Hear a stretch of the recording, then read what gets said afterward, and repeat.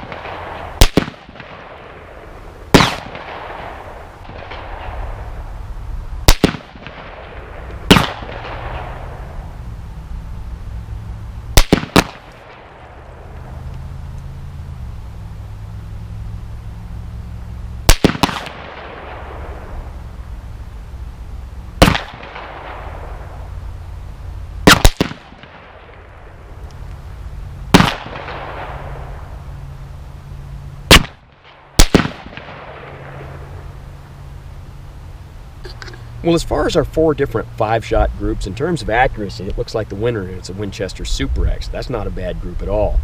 Now down here we see the Remington green and yellow box, and there's a couple of things going on here. First, that one's just a flyer, that's me. And we also see a slightly different point of impact. Now, although all of this ammunition is 55 grain pointed soft point, when you change ammunitions, you may change your point of impact. Oh, and some of you are wondering what an RGM is. That's supposed to be REM. It seems that the camera crew couldn't read the note I made them when they were setting this up. Now, when you come over here, we see that with our Federal, a fairly centered group and a fairly good group. And our Winchester Ranger T ammunition, not a bad group, but again, a different point of impact. So what we can take from this is, as far as accuracy, the Ranger T doesn't seem to be anything special. Also, the question of, when you go from 5.56 NATO ammunition that this rifle is really intended to shoot to 223 ammunition, are you getting a loss in accuracy? Well, based on this group, I'd have to say not much. Remember, this is me shooting from a bench at 100 yards. Most of this variation you're seeing is me. If there's any loss in accuracy, again, it's not much. But we'll see if we can prove that. I'll put up another target in the center, go back 100 yards, and I'll shoot it with this Federal XM193 55 grain ball ammunition, which is true 5.56 NATO ammo. Let's see how we do.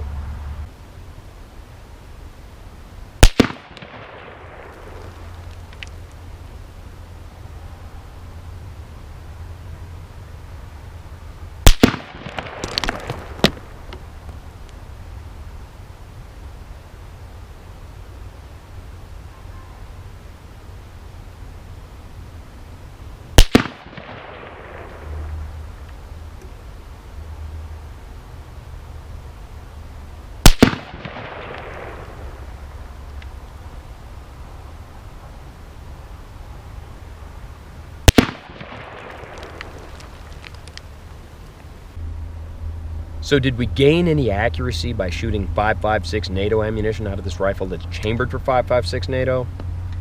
You be the judge. Now let's see how these ammunitions compare for power.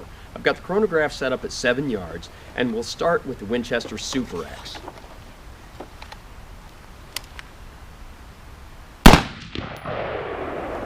.3104,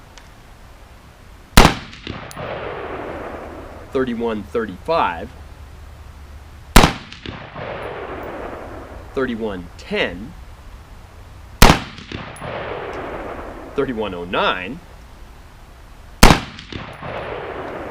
and 3114. And now we'll try our Remington green and yellow box.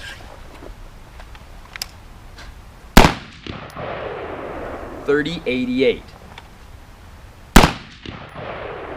3067, 3035, 3054, and 3035. And now our federal ammunition. 3036, 3030, 3034, 3026, and 3024. And now our Ranger T ammo.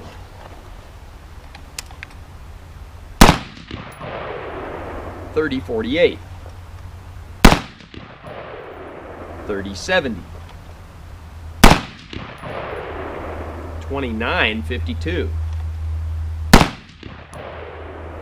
2961,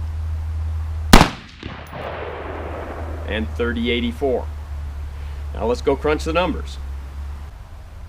And here's our mean average velocities. And this comes with the caveat that chronographs don't always agree with each other, and environmental factors like elevation and ambient temperature and other things can affect chronograph results. But that all having been said, it looks like our Winchester Super X with a velocity of 3,114 is the clear winner. That's 59 feet per second more than the Remington green and yellow box. Now, although the Remington does have higher velocities than the Federal or the Ranger T, these are within the variation of one round to the next. These numbers are really negligible. But still, based on the few rounds I fired here today, our Ranger T does come out on the bottom of this list.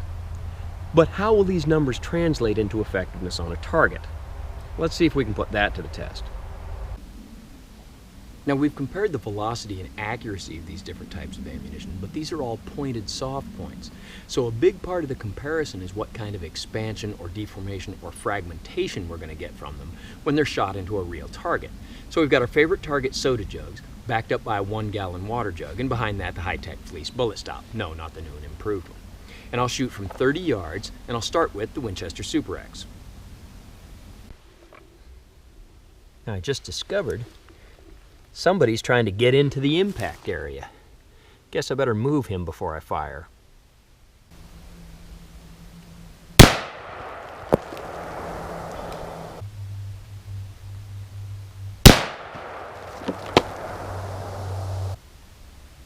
And now let's try our federal ammunition.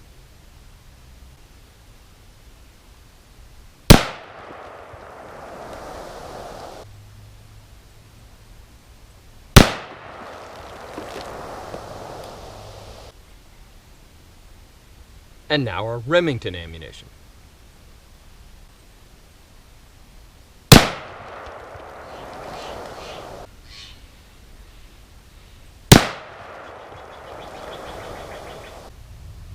And now our Ranger T ammo.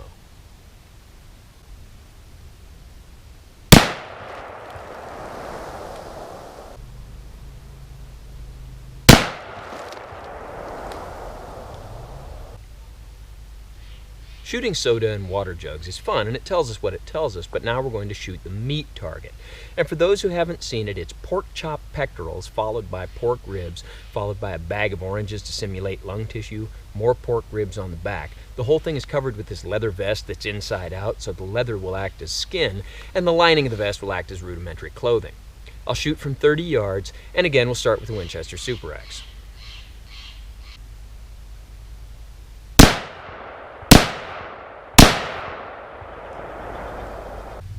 Well, with our Super X ammunition, we see severe damage to our ribs on the front. Our orange lung tissue is just pulverized. However, only one bullet went through the ribs on the back, and it did not exit the plastic on the back of the ribs. There was one that missed the ribs on the back, and just a fragment of the bullet was caught in the first layer of fleece. I can't find anything in here that is a solid piece of bullet. There's just little fragments everywhere. So let's put this back together and try a different type of ammo. Now I've got a new meat target set up, and we'll try our Federal ammunition.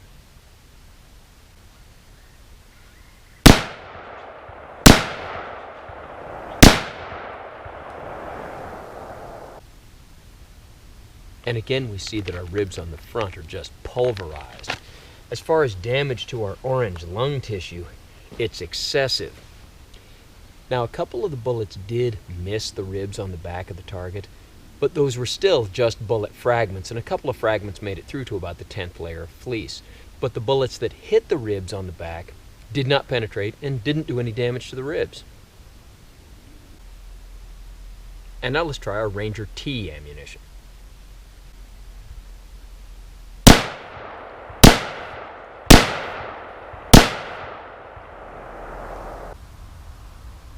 Now, our Ranger T ammunition gave some really interesting results. Remember, all of these are 55 grain pointed soft point, and up until now we've seen a lot of damage but not a lot of penetration. With the Ranger T, we see some fairly good damage to our initial ribs, but not near as much as the other rounds did. Our orange lung tissue, about on par with the rest. But the real difference is our ribs on the back now for the first time have real meaningful holes in them. Those bullets stayed together enough that they went through the whole target and into the fleece bullet stop. I did recover just a couple of fragments in the fleece bullet stop, but a couple of those rounds not only went into the fleece but clear through it. So although the Ranger T ammunition does not do as much damage to this meat target as the others did, it had a whole lot more penetration. So what, if anything, did we learn from all of this? Well, the main focus was to see how Winchester Ranger T ammunition, 223 Remington 55 grain pointed soft point, stacks up against other types of 223 Remington loaded with 55 grain pointed soft point projectiles. And in terms of accuracy, the Ranger T certainly was not the best. It was arguably the worst. In terms of velocity, again, it was at the bottom of the scale. Now that comes with a caveat that chronographs don't always agree with each other. What type of rifle you have can make a difference, and the differences I was getting in velocities were for the most part negligible, but still the Ranger T was on the bottom of the list. Now, in shooting the soda jugs and the water jugs, from where I was standing I couldn't see a lot of difference in effect. Was there any? You be the judge. But as far as the projectiles in the fleece bullet stop, all of the rounds I fired at the liquid containers, all the projectiles were stopped by the first layer of fleece. Let me show you a close-up of them. Now, with our Winchester Super X, we see both projectiles are very flattened on the front and a lot of peeling of the jacket. With the Federal, arguably more so. The Remington, a very similar effect. And with the Winchester Ranger T, we see one projectile is mangled and the other one lost its jacket. Now, when it came to shooting the meat target, you may notice I did not shoot the meat target with the Remington ammunition. There was so much damage being done to the orange lung tissue that as I was trying to put more oranges in and rebuild meat targets, I ran out of them. I didn't have enough for 4 meat targets, so I skipped right to the Ranger T. But what we saw was the Winchester Super X ammunition and the Federal ammunition were doing tremendous amounts of damage to our initial pork chops and ribs, but the bullets fragmented so badly I couldn't find anything big enough you could even call it a bullet. And nothing penetrated past the first layer of fleece, and most of them didn't even get out of the target. While by contrast, the Ranger T ammunition did comparatively little damage to our initial pork chops and ribs, but the bullets penetrated completely. A couple of them held together well enough to go completely through the meat target and totally through the fleece bullet stop. So perhaps if you were going to use a 223 to hunt animals that were large or had thick skin, the Ranger T might be the better choice. However, if you were going to hunt smaller animals, or perhaps thin-skinned animals, the other types of ammunition might be better. It just comes down to what it is you're planning on doing and under what conditions you plan on doing it. So, as always, don't try this at home on what you call a professional, and thanks for watching the Winchester Ranger T 223 video.